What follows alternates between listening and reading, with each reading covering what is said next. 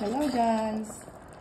Ayan, ngayon nagluluto na naman ako ng another Spanish recipe.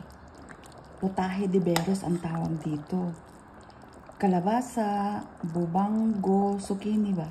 Tapos beans, ayan. Tapos meron siyang ribs ng baboy. Ayan ang potaje de berros.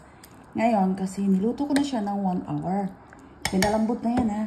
Tapos ilagay ko na itong potaje de berros. Ayan, ayan lang. Ayan, potaje de berros. Ayan, ang tawag dito ay ito, potaje de berros. Ayan siya guys, ang ano nila. Kakainin nila ngayon. Ayan, ang sarap niya, di ba? Potaje de berros. Ayan. Spanish recipe. Ang sarap nito guys, napaka-healthy, di ba? Simple lang yung ulam nila. O, ayan lang. Ayan, ganyan na siya. O, ayan ako, ang sarap ko, di ba? May kalabasa, may zucchini, may beans. Ayan lang. Kaya, thank you guys for watching. Bye-bye!